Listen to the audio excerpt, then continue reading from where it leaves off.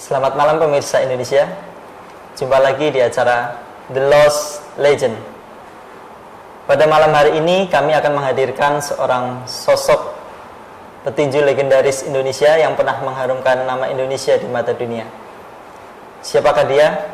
Berikut cuplikannya. 24 Maret 1960, Eli Aspika lahir di Saparua, Maluku Tengah. Eli kecil bersama teman-temannya biasa menyelam sampai ke dasar laut mencari mutiara.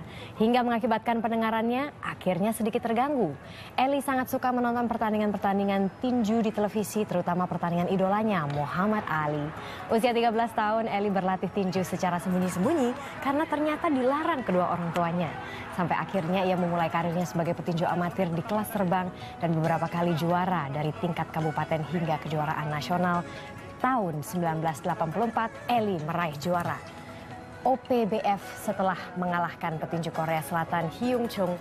Atas kemenangan ini, Eli menjadi petinju profesional pertama Indonesia yang berhasil meraih gelar internasional. Pukulan hook dan uppercut kiri yang terkenal cepat dan keras membuatnya dijuluki The Exocet yang merujuk pada nama rudal Prancis. 17 April 2011, legenda tinju Indonesia ini mendapatkan penghargaan Lifetime Achievement sebagai bentuk apresiasi atas pengabdiannya selama menjadi atlet yang mengharumkan nama Indonesia di kancah internasional. Ya, selamat malam, Bung Eli Aspika. Selamat malam, Bung Ajis. Ya, setelah kita tadi sama-sama melihat cuplikan tentang Anda, jadi bagaimana semua ini bermula? Sebenarnya latar belakang saya itu adalah seorang penyelam.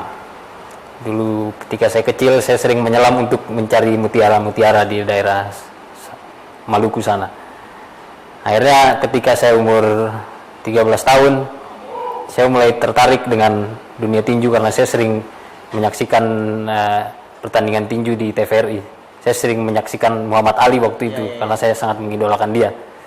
Akhirnya di usia saya ke-13 saya sudah mulai tertarik dengan dunia tinju. Ya, ini sangat menarik buat saya ya. Ketika seorang penyelam mutiara alam seperti Anda sampai akhirnya bisa menjadi petinju. Iya, iya. Mungkin bagaimana Anda bisa menceritakan rasa kecintaan Anda awal mulanya itu seperti apa? Ya, jadi di usia 13 tahun itu akhirnya saya memutuskan untuk mulai serius dengan dunia tinju. Saya sudah mulai mengikuti latihan sembunyi-sembunyi karena pada saat itu orang tua saya tidak setuju kalau saya menjadi seorang petinju. Tapi tekad saya sudah terlalu besar.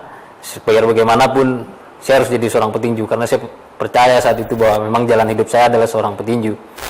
Akhirnya saya ketemu dengan seorang promotor dan saya sudah mulai mengikuti tinju-tinju amatir pada saat itu, dan prestasi saya sudah cukup banyak sebagai seorang petinju amatir. Saya bisa menjuarai banyak turnamen-turnamen lokal, turnamen tinju lokal, dan sampai yang paling saya ingat itu saya pernah juara Piala Presiden waktu itu. Jadi Bung Eli Aspika, kapan Anda memutuskan untuk menjadi seorang petinju profesional? Ya, jadi akhirnya setelah saya memenangkan Piala Presiden itu nama saya sudah mulai banyak didengar oleh para pencari bakat tinju di Indonesia. Akhirnya pada tahun 1983 saya memutuskan untuk memulai karir profesional saya sebagai seorang petinju. Iya. Pada saat itu saya bergabung bersama Sasana Tinju Garuda Patimura pada saat itu. Setahun kemudian saya mulai menantang diri saya untuk berani bertanding di pentas dunia pada saat itu. Di tahun 94 akhirnya saya memenangkan gelar pertama saya. Di nama gelarnya itu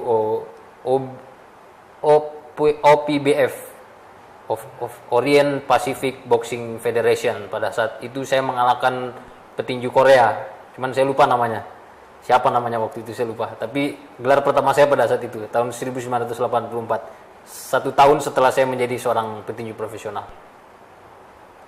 Oh iya, tentunya di dalam rentang masa karir Anda di tinju profesional tentunya telah ada banyak momen-momen penting yang Anda lewati. Mungkin Anda bisa ceritakan sedikit mengenai momen-momen apa saja yang Anda lalui. Ya, akhirnya setelah saya menang gelar OPBF itu, saya melawan petinju dari Korea Selatan petinju saat itu bernama Chun Judo untuk memperebutkan gelar IBF, gelar yang lebih bergengsi dari sebelumnya. Ini adalah momen paling terbaik dalam hidup saya, karena saya akhirnya berhasil memenangkan pertandingan pada saat itu dengan TKO di ronde ke-8 pada saat itu. Ya, selama masa karir petinju profesional Anda, tentunya pemirsa di rumah juga mungkin sering mendengar julukan dari Bung Elias Pikal ini ya. Ya. The Egg Socket. Jadi yang mungkin menjadi pertanyaan saya dan pemirsa di rumah adalah sebetulnya egg socket itu apa? Jadi egg socket itu begini. Egg socket itu merupakan rudal Prancis pada saat perang waktu itu. Pada saat masa jaya itu sedang terjadi geliat perang lah waktu itu di Eropa sana. Akhirnya saya diberi julukan egg socket karena karakter permainan saya yang kuat di hook dan uppercut kiri, yang sangat cepat dan keras pada saat itu.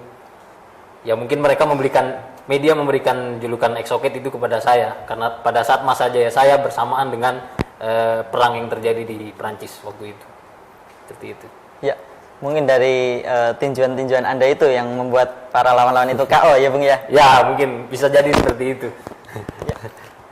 Ya tentunya setelah Anda melalui masa-masa karir petinju profesional Anda, banyak yang menyayangkan ketika Anda memutuskan untuk pensiun.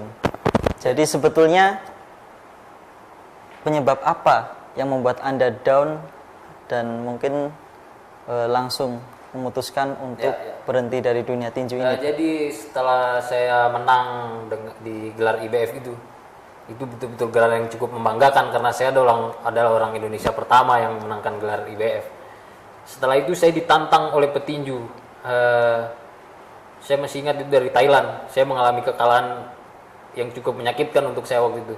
Saya coba untuk merebut gelar WBA yang dia punya supaya menggabungkan dengan gelar IBF yang sudah saya punya. Tapi ternyata pada saat itu saya cukup gegabah. Saya kalah dengan petinju dari Thailand, Galaxy Kaosai. Ya betul, dia Galaxy Kaosai itu nama petinju yang mengalahkan saya waktu itu. Galaxy Kaosai ini punya rekam jejak yang cukup bagus karena dia petinju yang cukup tangguh, belum pernah terkalahkan pada saat bertemu saya.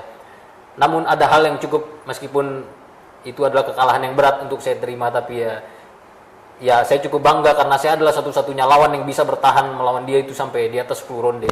Saya waktu itu kalah KO di ronde ke-14 waktu itu karena memang stamina saya sudah habis, pukulan saya juga menerima banyak pukulan. Ya saya akui memang pada saat itu si Galaxy Kaosai lebih unggul daripada saya, dan itu yang betul-betul akhirnya membuat saya punya mental itu langsung down pasca kekalahan dari Galaxy Kaosai. Apalagi kekalahan itu saya derita di depan masyarakat Indonesia karena pada saat itu pertandingan berlangsung di Jakarta. Seperti itu. Terus ada yang menarik juga dari perjalanan karir Anda ya. Ketika Anda menghadapi salah satu petinju profesional yang bernama Polanco. Ya, Polanco. Ya, di momen itu mungkin Anda bisa menceritakan, karena yang kita dengar dan juga pemirsa saksikan adalah Anda bertanding 2 kali melawan Polanco. Ya, betul. Ya. Yang satu menang, kemudian Anda balas di pertemuan kedua. Betul. Mungkin Anda bisa jadi sedikit ceritakan itu juga momen yang cukup mengesankan bagi saya karena setelah kekalahan dari Galaxy saya juga menderita kekalahan dari si Polanco. Saya kalah angka waktu itu, tapi di pertemuan kedua saya berhasil TKO dia di ronde ketiga. Wah, saya balas dengan sebuah pembalasan yang sangat kejam tentunya ya bagi Polanco ya. Ya pemirsa, setelah kita tadi mendengarkan kisah tentang kejayaan seorang Elias Pikal, lalu bagaimanakah kehidupan dia sekarang? Tetap saksikan di The Lost Legend.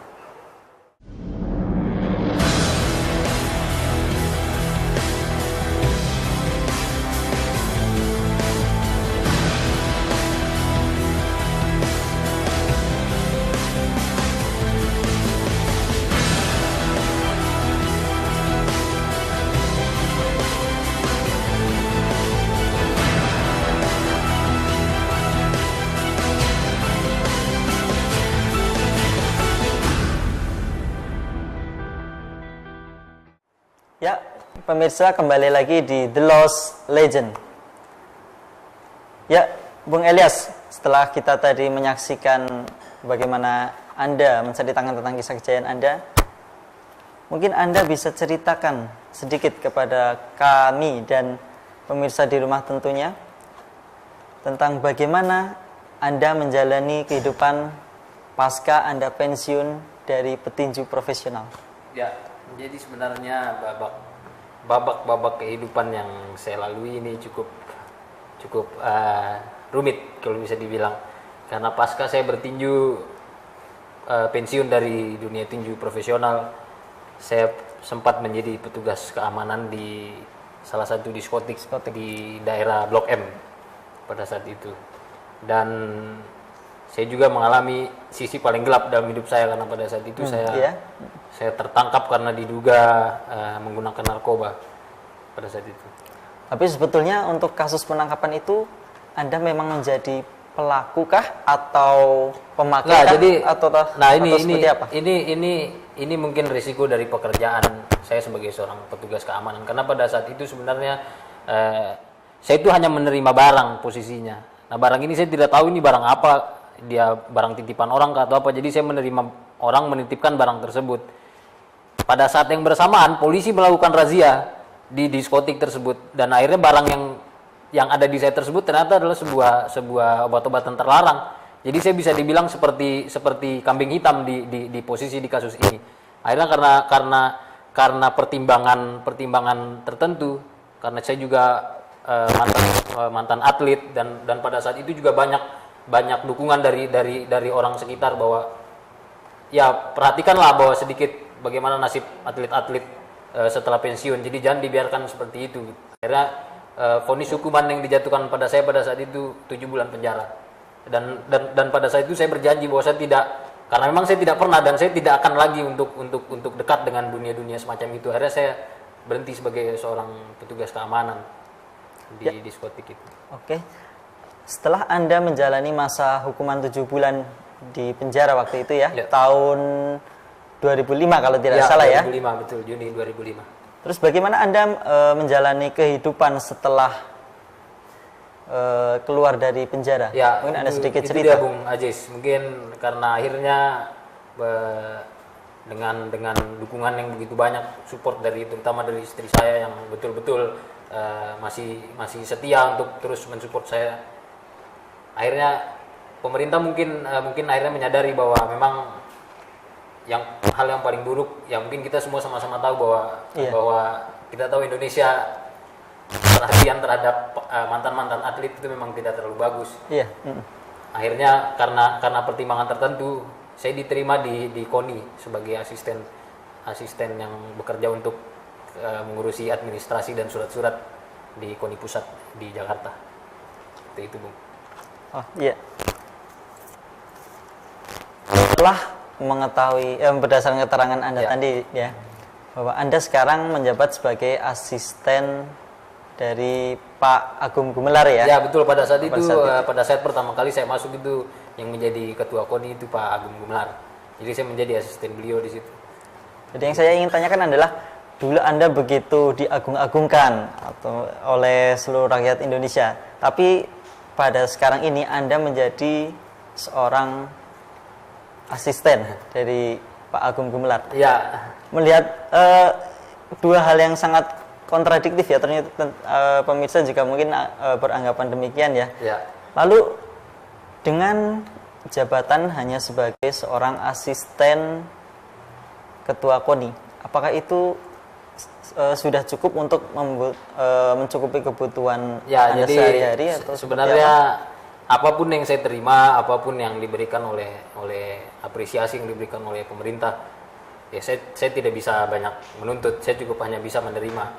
Mungkin cukuplah saya yang menerima perlakuan seperti ini, tapi harapannya tentu ke depan bahwa atlet-atlet lebih diperhatikan kesejahteraannya, terutama pasca mereka pensiun seperti itu, jaminan hari tuanya seperti apa. Tapi untuk sekarang ya saya tidak mempermasalahkan, saya hanya bekerja sebagai seorang asisten di KONI atau apa. Selebihnya juga saya masih mengajar di beberapa sasana tinju. Karena biar bagaimanapun tinju adalah bagian dari hidup saya. Saya juga masih ingin memberikan. Berkecimpung tentunya Ya, ya. tentu Bung Ajis. Masih ada kecintaan saya di dunia tinju. Ya, Bung Elias Pikal, mungkin Anda ingin menyampaikan harapan Anda untuk dunia tinju ke depannya, Bung? Ya, mungkin tentu saya ingin terus ada Elias Pikal selanjutnya. Karena kita lihat sejauh ini setelah saya sebagai lepas dari juara dunia tinju baru hanya Chris John yang mengikuti jejak saya sebagai juara tinju yang bisa punya nama di pentas dunia. Tentu harapan saya kepada generasi muda bahwa tinju akan terus melahirkan bakat-bakat terbaik dan terus bisa memberi harum nama bangsa ini di internasional. Karena ya cukuplah mungkin tidak perlu melihat apa yang terjadi pada saya, semua masa lalu saya. Cukup ambil bahwa saya adalah seorang petinju yang pernah menjayakan Indonesia. Cukup itu.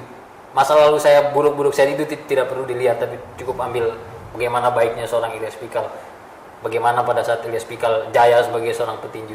Harapan saya generasi muda mau melihat hal itu dan mencontoh hal itu.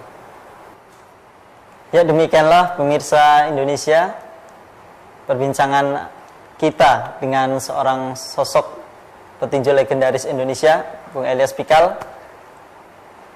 Dan jangan lupa untuk menyaksikan episode-episode selanjutnya di The Lost Legend.